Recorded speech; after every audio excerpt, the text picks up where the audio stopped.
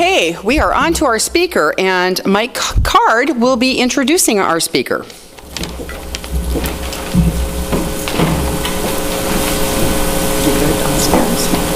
Kinda. Well, today I'm very pleased to introduce Dr. Susanne Skyrm. She was a USD, or she is a USD Professor Emerita of Music, having taught piano for 28 years before retiring in 2016. I believe Dr. Skyrm has always been concerned about environmental issues, and since retiring, she's had more time to pursue these concerns. She serves as the chair of the Living River Group of the South Dakota Sierra Club and treasurer for the state chapter, and maintains the Clay County Environmental Action email list to send out notices of events and issues affecting the environment. Susanne also enjoys photography, which is one of the ways in which I came to know her in looking at the beautiful photographs on Facebook. She loves to share the beauty of our natural world and educate the public. When she's not rabble-rousing in Vermillion, she does enjoy traveling the world, which is another way that I've come to know Susan, and scuba diving. So please welcome Dr. Susanne Skyrm.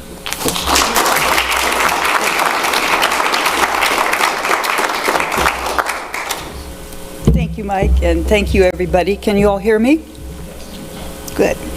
So I'm really excited to be able to speak to you today about this very important topic, and I'm also grateful to the Sierra Club for allowing me to speak on their behalf.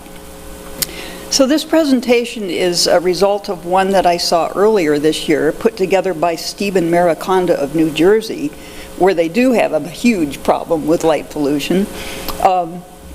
I borrowed some of the slides from Stephen's presentation, and which he had in turn borrowed from the darksky.org website.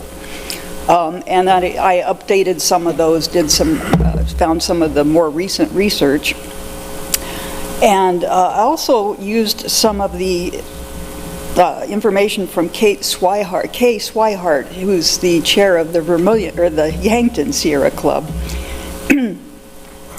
So I edited this presentation to make it appropriate for Vermillion. Dark Sky International is a program that works with communities, manufacturers, retailers, designers, and others to evaluate and certify dark sky friendly outdoor lighting equipment, as well as dark sky friendly outdoor lighting projects. Dark sky public policy is to work with communities and governments to prioritize night sky protection and quality outdoor lighting. The Sierra Club is the most enduring and influential grassroots organization, environmental organization in the United States. Its mission statement is to explore, enjoy, and protect the wild places of Earth. I'm not sure how this works here. Sierra Club also has a dark sky statement that they support trying to do more beneficial lighting to promote dark skies. Perhaps some of you have had a dark sky experience when you've been in a place that's been really, really dark. Nearly 80% of Americans can't see the Milky Way, and nearly 99% live under light-polluted skies. Does anybody want to share an experience that they've had? Yeah. I had one. I'm not a camper, but I was in Colorado camping, and we were, like 13,000 feet high, and I was just amazed that there were stars like everywhere that you just don't even see in my backyard in Vermillion. Right. Yeah. Anybody else?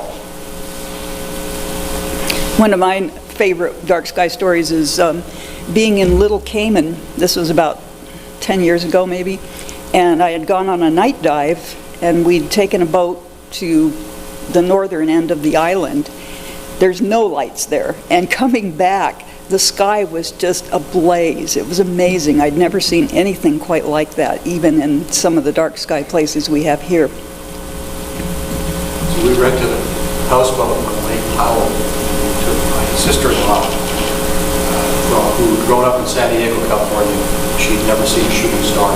Wow. She was a year away from dying from metastatic breast cancer. Never seen a shooting star anywhere.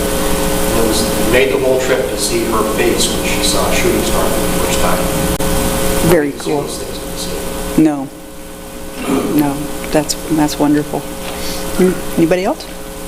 Yeah, Kelsey. A couple of years ago, when we were hosting several exchange students from Russia who had lived their whole lives in the Moscow area, we took them on a trip to the Black Hills, and on the way stayed outside of the Badlands, kind of around Scenic, and went out about 3 o'clock in the morning. And kind of a similar thing, they had never seen that level of stars, almost no stars, and it was an experience completely different. They were seeing a kind of sky that they had never even known outside of like pictures from telescopes, so that was really neat. Yeah, that's very cool. Okay, well, in the interest of time, we should probably move on. So what is light pollution? It's defined as excessive, misdirected, or obstructive artificial light at night that washes out starlight in the night sky, disrupts ecosystems, has adverse health effects, and wastes energy and money. There are 3 main types of light pollution: skyglow, glare, and light trespass. Skyglow is the dome of brightness on the horizon that obscures our view of the night sky. Skyglow is caused by misdirected light scattering through our atmosphere. This is primarily the result of light fixtures that aren't fully shielded and that are shining down where the light is needed. This is a huge waste of energy and money, not to mention all the excess electricity use that causes further greenhouse gas emissions. Have you ever been driving down a dark, lonely road at night only to be blinded by oncoming headlights when the driver forgets to turn down the lights? And of course today we have these really bright lights on cars that aren't even on, there's no way you can lower them. That's glare. Glare is when light enters our eyes at shallow angles, causing pain and restriction of the pupil, reducing visual acuity, and this is caused, again, by lights not being properly shielded and being unnecessarily bright and rich in blue light. And the third thing is light trespass. Who's been kept awake by light streaming into your bedroom window at night? I certainly have. This is a prime example of light trespass, when light is falling outside of the property boundary onto another property or home. We can think of light trespass as a private property rights issue. This illustration shows how an unshielded or partially shielded light can contribute to light pollution.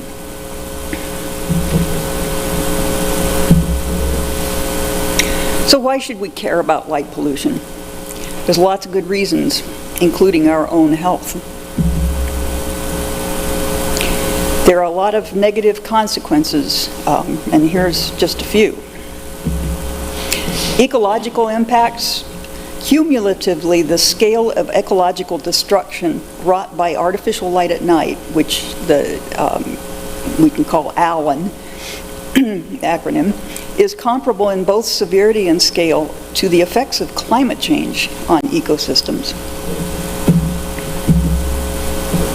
We don't have this problem in Vermillion, but on the coast, hatchling turtles are affected by light pollution. Before the advent of artificial illumination, hatchlings always oriented themselves toward the ocean by the brightest part of their field of vision. Historically, that was the ocean, reflecting the brightness of the moon and the stars. Now they get confused with all the city lights, and they go up toward the city where they're going to die because they need to be in the water. More apropos to us is birds, because like moths, they are drawn to artificial light, or any kind of light. Migratory birds are especially susceptible to skyglow. which can draw them from their migration routes, causing them to not mate or to even die from exhaustion.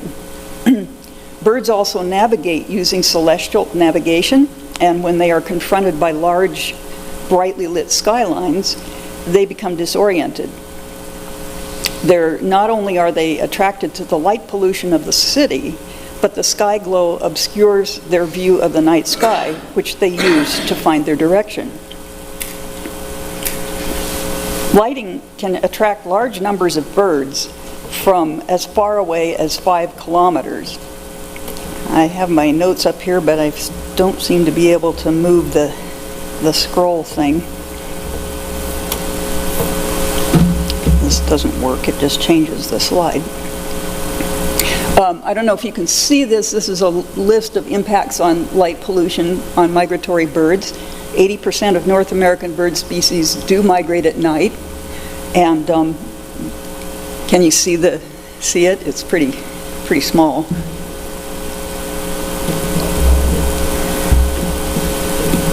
This list was compiled by the U.S. Fish and Wildlife Service on the impact of light pollution on migratory birds.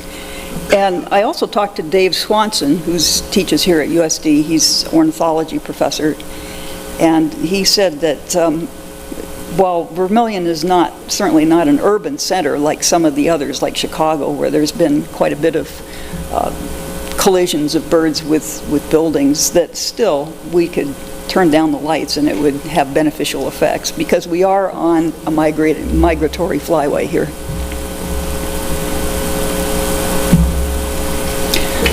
Amphibians and bats are often particularly sensitive to light and will avoid foraging in light-polluted areas. And these are 3 species that we have here in southeastern South Dakota. There's many more, but just for example, there's the big brown bat, the boreal chorus frog, and the plains leopard frog. Trees are even affected by light pollution. When those trees are exposed to artificial light at night, they bud earlier, they lose their leaves later, and they have shorter lifespans. This can also affect other species that depend on trees for food and habitat. It can cause a mismatch in the timing of migration, because plants that start budding or leafing out earlier than normal can affect migrating species that depend on those organisms for food and shelter.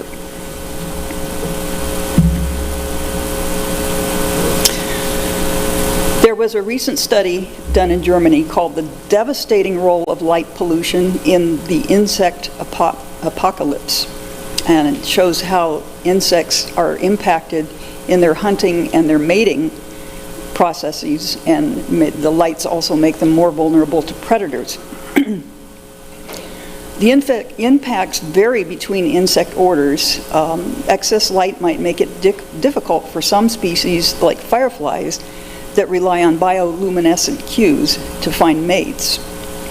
Some insects use polarized light to find bodies of water where they breed, and reflections from outdoor fixtures confuse their sense of direction.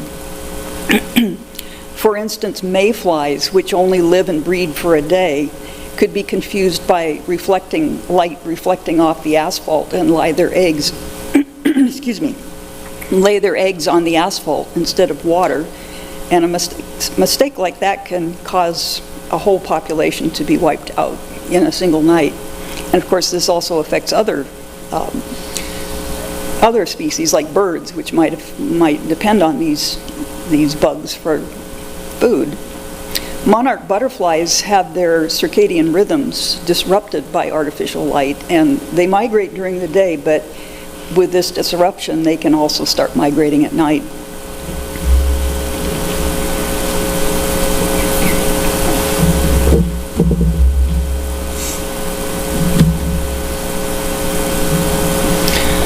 So, besides ecological impacts, another light pollution consequence is energy waste.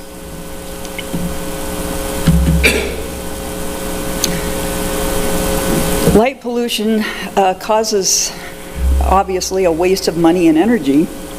About 35% of lighting worldwide is wasted light, shooting straight up into the sky. When we do the math, we spend about $3 to $7 billion a year on wasted light, while adding 21 million tons of carbon dioxide to the atmosphere each year. And another consequence of light pollution is human health. We evolved on this planet with reliable cycles of light and dark. The addition of light into what has always been darkness disrupts our natural circadian rhythm, the internal cycle syncing our biological clock with the day-night cycle. Our circadian rhythm is mediated by the hormone melatonin, and melatonin secretion is suppressed when we are exposed to light at night, specifically blue-white light that mimics the light of the sun. This disrupts our health, exemplified by the fact that light at night has been linked with an increased risk of all types of cancer. So, does more light mean safer surroundings? Do you see the burglar / stalker in this photo?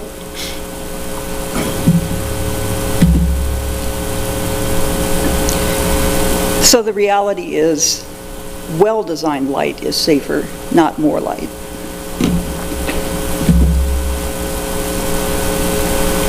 All types of light pollution are increasing rapidly. These images show the progression of artificial light at night as seen from space. It's not hard to imagine a world without any remaining natural darkness at all if we continue on this same rate.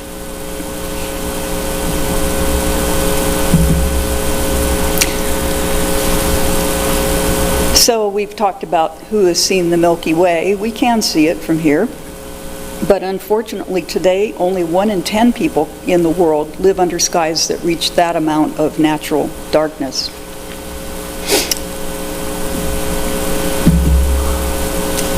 This is a story that illustrates how disconnected we've become from our night sky. In 1994, an earthquake hit Los Angeles. It was about 3 o'clock in the morning, and it knocked the power out for the whole city.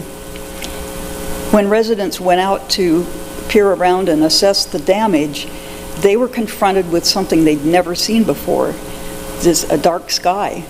And Griffith Observatory reported many fearful calls asking, "What is that strange silvery cloud in the sky?" Of course, it was our home galaxy, the Milky Way. Here's a before and after picture from the 2003 Northeast blackout. This was taken in Canada, affecting 555 million people.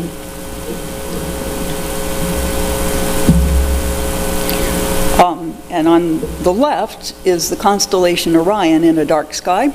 On the right, it's the same constellation but under light-polluted skies. So we know artificial lighting is a problem, and light pollution is a problem, and that it's increasing.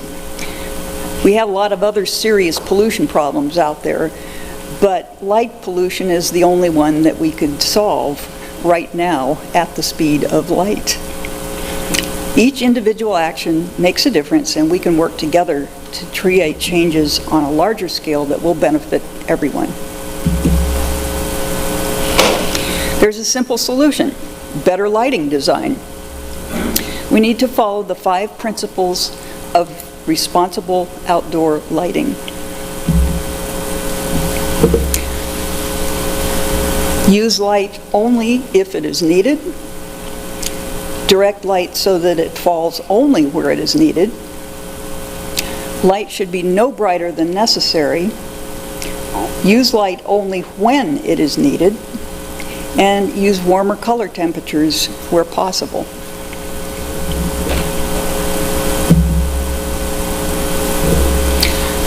Aiming lights down at the task at hand dramatically reduces glare, increases visibility, and it better illuminates the intended area. Shielding lights also means using less light so you aren't wasting it on your neighbor's window or up into the sky. And again, you can save some money on your electricity bill.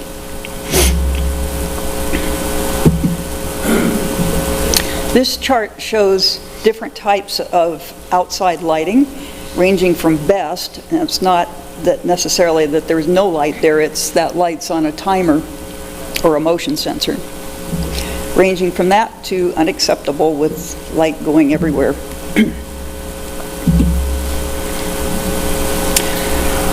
The light fixture on the left is what we have in downtown Vermillion and here on the USD campus.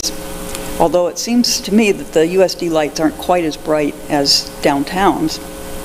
The light fixture on the top right is similar to the ones that we have on Chestnut Street.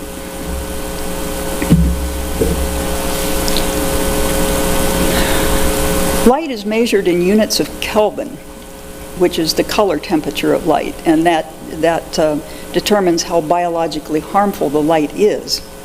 The higher the color temperature, the bluer the light is, and the closer it is to sunlight. So, for example, cooler or bluer light has a much stronger negative effect on living beings, while warmer or redder colored lights, which would be 2700 Kelvin and below, is healthier for us. Because this white light, as I said before, more significantly disrupts our circadian rhythms than red light. So keeping the color temperature of lights below 3000, ideally at 2700, is a good way to minimize the negative effects of light pollution.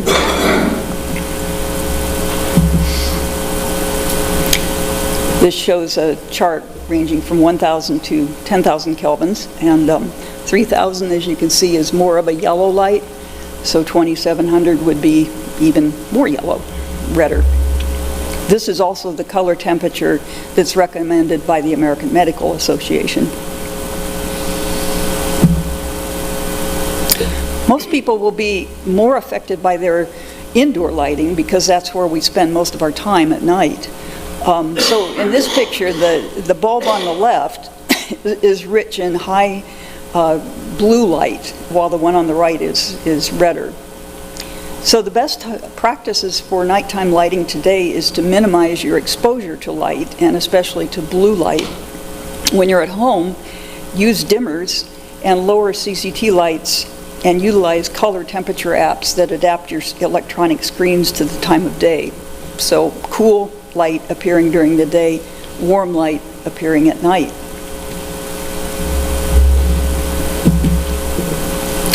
Light intensity is another thing that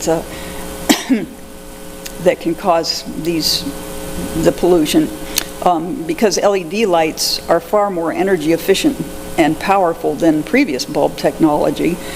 So this efficiency and power has led to overlighting, as it can be fairly easy to install bulbs that are much more powerful than needed.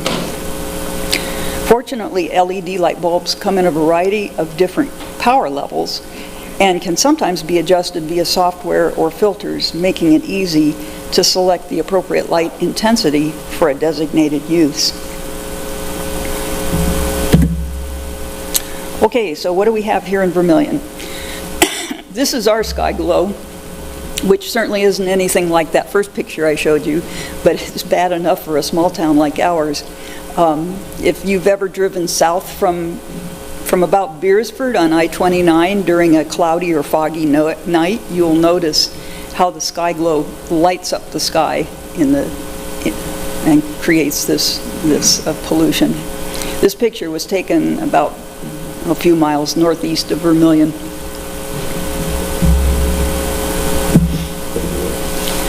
These are our residential street lights, and on the chart they would be rated bad, even though they are partially shielded.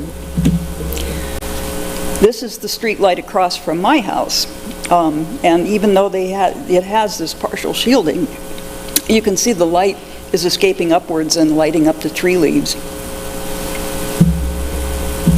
Unfortunately for me, it also lights up my house. This is the front and the side view. The side view is there's another light on Plum Street that casts quite a bit of light.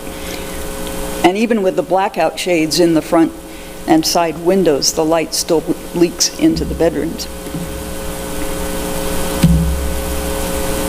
This is downtown Vermillion. I actually had to stop down the camera to take this photo because the lights were so bright. And these lights are rated unacceptable on the graph. There's no shielding whatsoever. We do have shielded lighting on Chestnut Street. These are rated better, with the best being, of course, the light sensor, motion sensor or timer. Some of the light escapes from the top, but the residents on the bluff say they can't see it.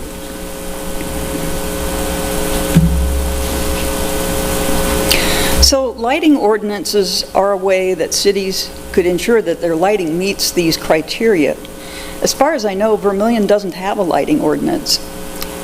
We need those kinds of things to make sure that our outdoor lighting is safe, that it's providing safe environments for us, but it's also keeping unnecessary light from going into the sky or nearby protected areas. The darksky.org website has some model lighting ordinances that people can look at to create their own. Where do we find this light? If you're looking for dark sky friendly lighting, you can check out the Dark Sky International Fixture Seal of Approval program. This is on the darksky.org website, and there's an online searchable database where you can find all kinds of dark sky friendly lighting, including not just for the home, but also for commercial areas. And also look for the seal of approval when you buy lighting at your local hardware store. So other things we can do are to join darksky.org and or use the website for advice on how to properly light. We have a lot of places in South Dakota where we can still see the night sky, for example, the Badlands or the Black Hills Forest. And as we know, we can drive a few miles outside of Vermillion and actually see the Milky Way. This photo was taken at Spirit Mound, looking south, and you can see the light pollution on the horizon. It's actually looking southeast. But I had to enhance the Milky Way in the processing because you wouldn't be able to see it that well if you were just looking at it with your naked eye. 90% of the night is obliterated in most places. So a Rapid City businesswoman, Diane Knutson, started a small group of dark sky promoters and has sought partnership with the Sustainability Committee, the Department of Tourism, and the U.S. National Park Service. She also served on the International Board of Directors for Dark Sky. Now there is a Dark Sky chapter in South Dakota, and it has its own page on Facebook. It doesn't have its own web page yet, but you can look at it on Facebook.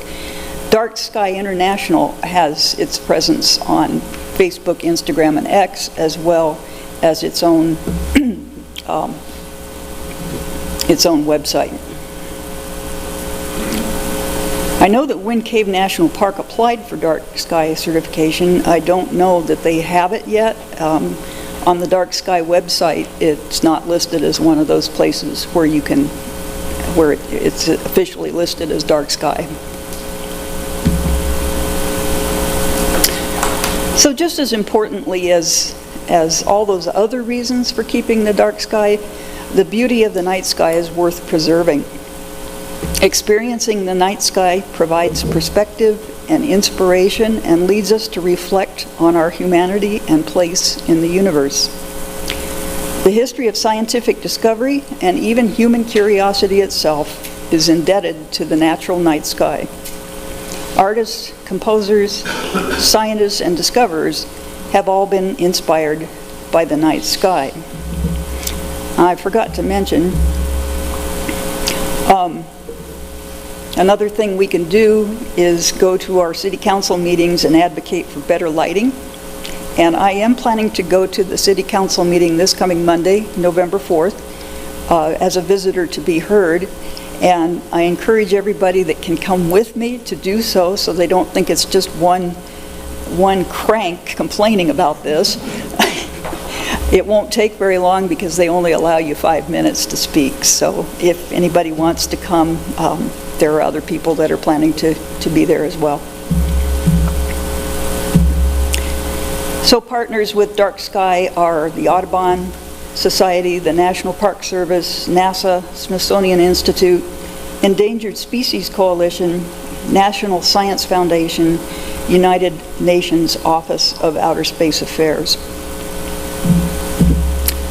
And these are some of the sources that I used in this presentation. If anybody wants a handout, I have that that lists these, and you can look them up on your own. There's a particularly good book called, where'd it go there? I guess it's not listed on here, but I have it here too. You can see it afterwards. So thanks so much. Any questions? This shot was taken at the Tabor Day Youth Center, which is west of Yankton. And again, the Milky Way has been enhanced in post-processing because there was a lot of light pollution from Yankton there. I'm interested in the, like your circadian cycle. A lot of people have TVs in their bedroom. I assume that lighting is on the bad end. Yeah. The wisdom today is not to look at your phones, your computers, your tablets, your TVs an hour before bedtime because the blue light disrupts your rhythms and disrupts your sleep. So, yeah, I would think having a TV in your bedroom and having it on would not be very good. Yeah. Thanks for speaking. A lot of what I gathered was the directional, whether you see the light bulb or not, and then you showed the two things of the driveway with the garage and then the robber or bad guy, one and not visible the other. So my question is, if you put a dome on and you direct it, are you using a different saving light bulb, or are you using the same light bulb, same power, but just a different shield to direct it rather than pollute it? Right. I think just putting a shield over it so it all goes down instead of out to the side is what helps the most. Also would be helpful to have the light not quite as bright, maybe, not as blue light. It could be more of a redder light. But certainly having that shield cover the whole light bulb, then you can see the light goes down and not out to the sides. If you shield it to reflect it down, you don't lose power at all. That's right. That's right. Right, because you're lighting up the area you want lit up. Anybody else? Well, thank you so much, and hope to see you at City Council on Monday.